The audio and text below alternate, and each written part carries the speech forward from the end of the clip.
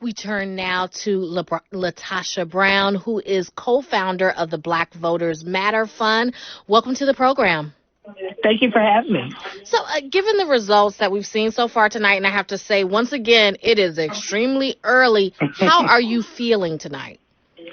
I'm feeling actually very hopeful. One of the things I'm actually feeling proud of Black voters in Georgia.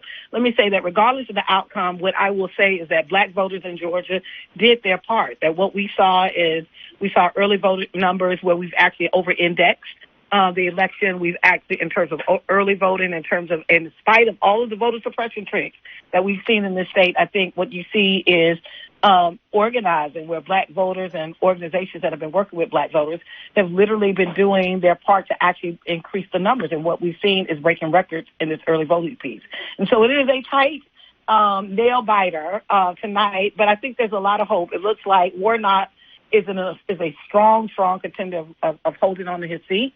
But we still, like you said, it's a little too early to call, but we're seeing a very, very competitive race in the Warnock Walker race.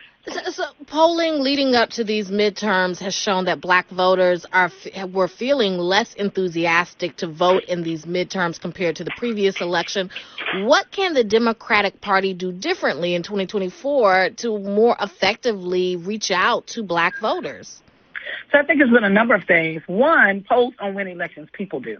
And so I think that's what we've actually shown, and that's what we're showing in Georgia, that oftentimes, I think when we're looking at kind of polling data, what we saw is we saw all of these polls that were saying that Black voters, just as you said, that there was going to be a depressed vote, that people weren't excited about it. What we've seen is the results have been on the contrary. What we've actually seen is Black voters actually over-indexing. And so that says that there's some kind of mix match around what's happening. And I think part of it is a lack of really understanding kind of the nuances of what it takes to get Black voters out. That fundamentally, I think if we're talking about what we have to change, that ultimately, this is not an air war. You can't just spend millions and millions and millions of dollars on political ads on television and believe that you're going to be able to reach particularly marginalized voters or young voters or voters of color, that oftentimes there's a whole new generation that are not necessarily looking at network TV. They're looking at Netflix.